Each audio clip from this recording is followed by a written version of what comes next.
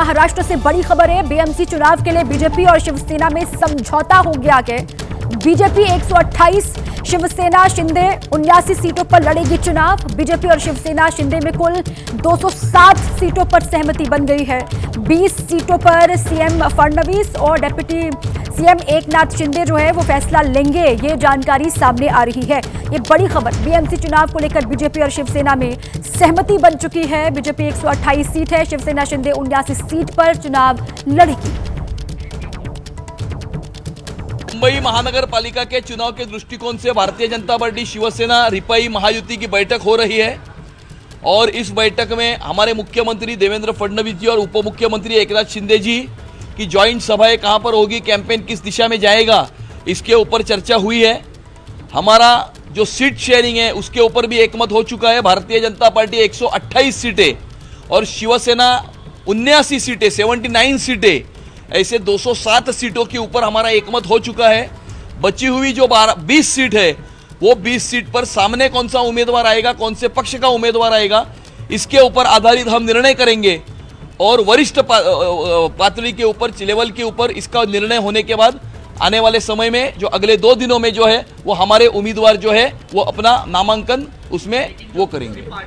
हमारा जो चर्चा के अंतिम स्वरूप में अभी जा रही है और इसमें भाजपा 128 और शिवसेना 79 ये सीटों के ऊपर हमारी आम सहमति हुई है और जो बची हुई 20 सीटें उसके बारे में चीफ मिनिस्टर और डिप्टी चीफ मिनिस्टर दोनों इसके बारे में, हमारे जो सीनियर लीडर है उसके बारे में निर्णय लेंगे और जल्द ही कल या परसों तक हमारे जो गठबंधन है, जो सीट शेयरिंग है उसकी भी जो भी इंफॉर्मेशन है वो हमारे माननीय मुख्यमंत्री और माननीय उप मुख्यमंत्री दोनों प्रेस के सामने देंगे। इस वक्त बिहार से एक बड़ी खबर है। बिहार के जमुई में ट्रेन हादसा हुआ है। मालगाड़ी के 17 डिब्बे पटरी से उतरे हैं। बडवा नदी में भी मालगाड़ी के डिब्बे गिरे हैं, ये बात सामने आ रही है। रात 11:30 बजे ये ट्रेन हादसा हुआ। यहाँ पर मालगाड़ी में सीमेंट भरा हुआ था और हादसे की वजह से रेल सेवा प्रभावित हो गई है। मौके पर राहत और बचाव का काम जारी है। ये बड़ी खबर बिहार से है, जहां के जमुई में ट्रेन हादसा हुआ। मालगाड़ी के 17 डिब्बे पटरी से उतर गए। ये उसी वक्त की तस्वीर हम आपको दिखा रहे हैं, ये रात की तस्वीरें हैं। बडवा नदी में भी मालगाड़ी के कुछ डिब्बे गिरे। रात 11:30 बजे के आसपास ये हादसा यहाँ पर हुआ और सीमेंट भरा हुआ था मालगाड़ी में, ये जानकारी सामने आ रही है। हादसा जब हुआ उसके बाद रेल सेवा प्रभावित हो गई। वहां मौके पर तुरंत राहत और बचाव काम शुरू किया गया, जो कि काफी देर तक चलता रहा। ये मालगाड़ी दुर्घटनाग्रस्त हो गई बिहार के जमुई में। जो तकनीकी टीम है आरपीएफ के साथ वो भी मौके पर मौजूद। राहत बचाव का काम यहां पर किया गया। और इसी बीच यूपी के सहारनपुर से बड़ी खबर है। सहारनपुर में हादसा हुआ कि कपड़ों के गोदाम में यहां भीषण आग लग गई और आग लगने से पूरा जो गोदाम है वो जलकर राख हो गया। कपड़ों के गोदाम में लाखों का नुकसान हुआ कि आग की वजह से, ये बात सामने आ रही है। ये तस्वीरें उसी वक्त की आपको हम दिखा रहे हैं जब यहाँ पर आग लगी। यूपी के सहारनपुर की ये तस्वीर है जहां पर यह हादसा हुआ। कपड़ों का गोदाम जिसमें भीषण आग लग गई। वजह क्या रही इसकी जांच की जा रही है। 2 तस्वीर आपको हम दिखा रहे हैं। जिस वक्त आग लगी वहां पर अफरा तफरी का माहौल जो बना, लोगों की भीड़ आपको नजर आ रही है तस्वीरों में। और दमकल विभाग ने आग को फिर बाद में बुझा लिया। ये दूसरी तस्वीर में आप देख पा रहे हैं। कपड़ों का ये गोदाम था तो इससे और ज्यादा नुकसान हुआ कि ये कहा जा रहा है सामान जो वहां पर रखा हुआ था वो जलकर राख हो गया।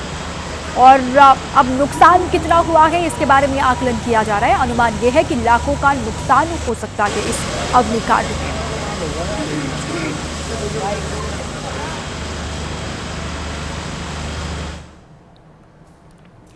यूपी की राजधानी लखनऊ से बड़ी खबर है। लखनऊ के वजीरगंज इलाके में कैसरबाग बस स्टैंड के पास आग लग गई।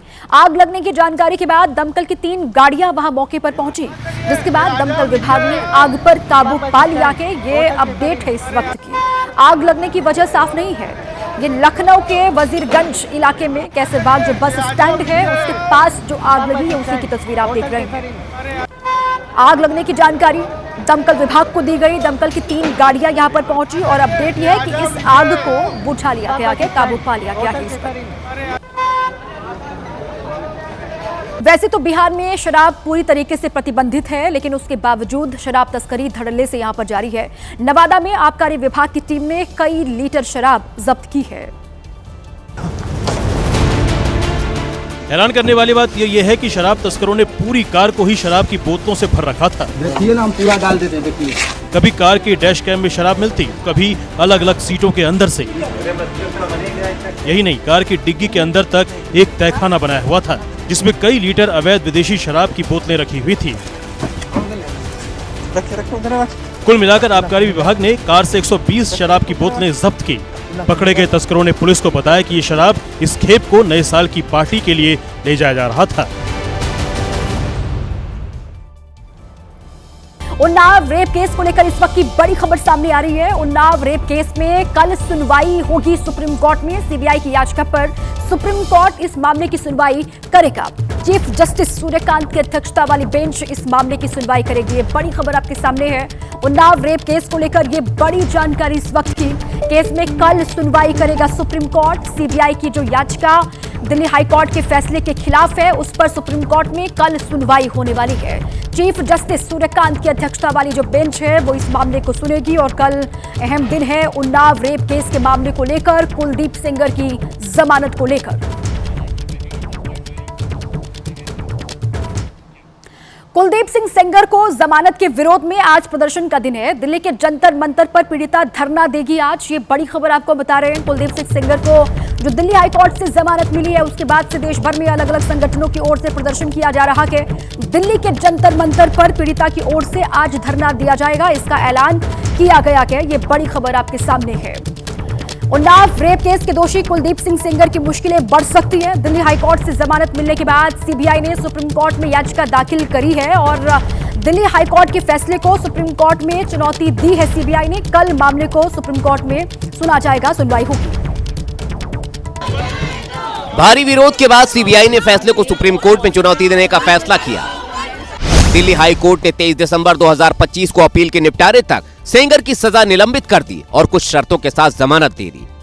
लेकिन उसके बावजूद सेंगर जेल से बाहर नहीं आ पाया क्योंकि वो हत्या के मामले में 10 साल की सजा काट रहा है। इस बीच सीबीआई ने दिल्ली हाई कोर्ट के आदेश का अध्ययन किया और 26 दिसंबर 2025 को इस फैसले को चुनौती देते हुए सुप्रीम कोर्ट में विशेष अनुमति याचिका दाखिल कर दी।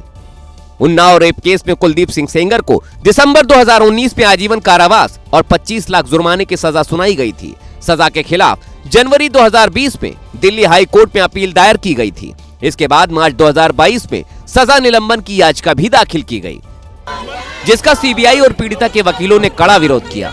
फिर भी दिल्ली हाई कोर्ट ने अपील के निपटारे तक सेंगर की सजा निलंबित कर दी थी।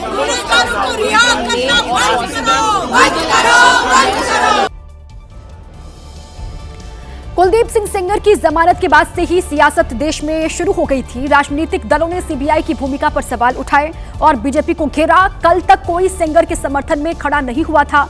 अब पूर्व सांसद ब्रजभूषण शरण सिंह खुलकर जमानत का समर्थन कर रहे हैं। कुलदीप सेंगर जी को जमानत हुई है, उसका मैं स्वागत करता हूं।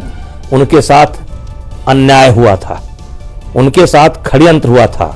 ब्रजभूषण शरण सिंह ने आरोप लगाया कि साजिश करने वाले आज भी सेंगर को फंसा रहे हैं। वो उस षड्यंत्र से बाहर नहीं निकल पाए। वहीं कांग्रेस ने इस मुद्दे पर सरकार और सीबीआई को घेरा। कैसे ये सब हो रहा है कि एक शख्स जो दोषी करार दिया गया है, बलात्कार, नाबालिग बेटी का, हत्यारा, उसके परिवार सब में, उसको आप इतनी आसानी से रिहा कर देते हैं। समाजवादी पार्टी ने भी सीबीआई पर केस को कमजोर करने का आरोप लगाया। जांच एजेंसियों को न्यायालय में मजबूती से पैरोकारी करनी चाहिए। शिवसेना उद्धव गुट के नेता ने सेंगर के बहाने बीजेपी पर हमला किया। मुझे जानकारी है कि कुलदीप सेंगर को भी भारतीय जनता पार्टी मुंबई में प्रचार को योगी आदित्यनाथ के साथ ला रही है। इस वक्त एक बड़ी खबर आपको हम दे दें। अरावली पर्वतों को लेकर इस वक्त की बड़ी खबर सामने आ रही है। अरावली मामले में सुप्रीम कोर्ट ने स्वतः संज्ञान लिया है। सोमवार को 3 जजों की बेंच इस मामले में सुनवाई करेगी। ये बड़ी खबर अरावली पर्वत श्रृंखला को लेकर है। अरावली पर्वत मामले में सुप्रीम कोर्ट ने स्वतः संज्ञान लिया है और जानकारी ये सामने आ रही है कि 3 जजों की बेंच जो है वो सोमवार को इस मामले की सुनवाई करेगी। इससे पहले जो सुप्रीम कोर्ट का फैसला था कि 100 मीटर से ऊपर की पहाड़ियों को ही अरावली पर्वत माना जाएगा, जिसके बाद से देश भर में विरोध भी हुआ। 4 राज्यों में अरावली पर्वत श्रृंखला ये आती है, 4 राज्य इसके दायरे में हैं और लगातार विरोध किया जा रहा था। जिसके बाद केंद्र सरकार ने भी बड़ा फैसला लिया कि नए खनन पट्टे जारी करने पर रोक लगाई और अब सोमवार को सुनवाई सुप्रीम कोर्ट में होने वाली है। इस वक्त यूपी के सहारनपुर से एक बड़ी खबर है। सहारनपुर में सेना की फायरिंग रेंज में हादसा हुआ है। फायरिंग रेंज में अभ्यास के दौरान हादसा हुआ। यहां अभ्यास करते वक्त हादसे में 4 जवान घायल हो गए हैं। ये सहारनपुर से इस वक्त की बड़ी खबर है। सेना की फायरिंग रेंज में हादसा हुआ है। कहा यह जा रहा है कि यहां पर अभ्यास किया जा रहा था फायरिंग रेंज में और उसी वक्त ये हादसा हुआ है जिसमें 4 जवान घायल बताए जा रहे हैं सेना के।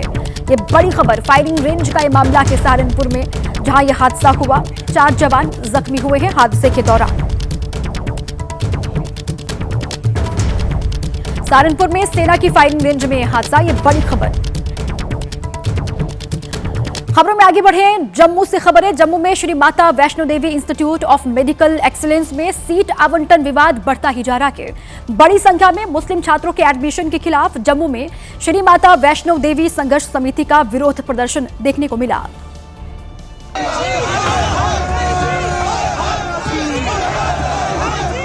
और समिति के कार्यकर्ताओं ने जम्मू कश्मीर के उपराज्यपाल और श्री माता वैष्णो देवी श्राइन बोर्ड के अध्यक्ष मनोज सिन्हा का पुतला फूंककर विरोध जताया। इस प्रदर्शन में सैकड़ों लोग शामिल हुए और सड़क पर उतरकर हंगामा किया। शायद प्रशासन हमारा इम्तिहान लेना चाहता है, लेकिन हमारी संघर्ष समिति हर इम्तिहान देने के लिए तैयार है और सनातन धर्म के लिए कुछ भी करने के लिए तैयार है। कटरा स्थित Shri Mata Vaishno Devi institute of medical excellence में 2025-2026 सत्र में MBBS के 50 छात्रों का एडमिशन हुआ। इनमें से करीब 42 छात्र मुस्लिम समुदाय से हैं। इसी बात से श्री माता वैष्णो देवी संघर्ष समिति के लोग नाराज हो गए और प्रदर्शन करने लगे। इस मामले में हस्तक्षेप के लिए उपराज्यपाल से भी मांग की गई, लेकिन जब कोई एक्शन नहीं हुआ तो उपराज्यपाल के खिलाफ भी सड़क पर उतरकर विरोध जताया गया। एलजी साहब को हमने काफी समय दे दिया, अगर वो उसको करेक्ट करना चाहते कर सकते थे, अभी भी उनके पास में समय है। प्रदर्शनकारियों का कहना है कि हिंदुओं के चंदे से चलने वाले संस्थान में हिंदुओं की उपेक्षा आखिर क्यों? Shri Mata Vaishno Devi institute of medical excellence में बड़ी संख्या में मुस्लिम छात्रों के एडमिशन होने के बाद से ही ये विवाद शुरू हुआ। विरोध प्रदर्शन करने वालों का क्या कहना है ये आपको बता देते हैं। मेडिकल कॉलेज में माता श्री वैष्णो देवी श्राइन बोर्ड से ये पूरा कॉलेज जुड़ा हुआ है। हिंदुओं के दान चढ़ावा और चंदे के पैसे से श्राइन बोर्ड की कमाई होती है और उसी कमाई से ये पूरा बोर्ड चलता है, उसी से कॉलेज चलता है। विरोध करने वाले संगठनों का कहना है कि ये धन हिंदू श्रद्धालुओं की आस्था से जुड़ा हुआ है और इसलिए इसके उपयोग और इससे जुड़े संस्थानों में संतुलन और जवाबदेही होनी ही चाहिए। एडमिशन में हिंदुओं के साथ भेदभाव का आरोप लगाया गया और मुस्लिम छात्रों के एडमिशन पर ऐतराज जताया गया। लेकिन जब कॉलेज प्रशासन और एडमिशन कमेटी ने सभी आरोपों को खारिज कर दिया तो बवाल और बढ़ गया। एडमिशन कमेटी का कहना है कि MBBS के दाखिले पूरी तरह से नीट मेरिट और तय नियमों के आधार पर हुए, इनमें धर्म का कोई आधार नहीं। प्रशासन के मुताबिक सीटों का बंटवारा छात्रों के अंकों के आधार पर हुआ, न कि किसी प्रकार की भेदभावपूर्ण नीति के आधार पर। लेकिन हिंदू संगठन कॉलेज प्रशासन के स्तर को मानने को तैयार नहीं। समिति का कहना है कि श्राइन बोर्ड के धन का उपयोग हिंदू संस्कृति और परंपरा को बढ़ावा देने के कार्यों के लिए है, किसी दूसरे समुदाय को अप्रत्यक्ष रूप से लाभ पहुँचाने के लिए नहीं। प्रदर्शनकारी मेडिकल कॉलेज को कटरा से हटाने की मांग भी कर रहे हैं। जहाँ जो हमारे सनातन संस्कृति का केंद्र है, पूरे हिंदुस्तान के मानने वाले सनातन धर्म प्रेमियों का वैष्णो माता में आस्था है, उस जगह पर उनको ये मंजूर नहीं है। सलमान खान ने जन्मदिन के मौके पर साइकिल चलाई। वो तस्वीरें सामने आई। अपने फार्म हाउस पर साइकिल चलाते बॉलीवुड के भाईजान दिखाई दिए। सलमान खान ने कल अपना 60वां जन्मदिन सेलिब्रेट किया कि वो तस्वीरें भी हमने आपको दिखाई थी, किस तरीके से कौन कौन से सितारे वहां पर पहुंचे थे। और ये देखिए आप, शाम को सलमान ने अपने बर्थडे के मौके पर साइकिल चलाई जो कि उनको बेहद पसंद है और अपने फार्म हाउस पर ही वो साइकिलिंग करते हुए दिखाई दिए। फैंस का और जो मीडिया कर्मियों का वहां पर जमावड़ा था वो भी बेहद उत्साहित हो गए सलमान खान को इस तरीके से देखकर, क्योंकि इससे पहले बर्थडे सेलिब्रेशन की तस्वीरें सामने आई थी जहां पर उनके परिवार के लोग, उनके करीबी दोस्त उनका जन्मदिन सेलिब्रेट कर रहे थे और शाम को ये तस्वीर आप देखिए। और ये कहा भी जाता है कि सलमान खान को साइकिलिंग करना बेहद पसंद है और अपने बर्थडे के मौके पर भी शाम को उन्होंने साइकिलिंग की। ये उसी की तस्वीर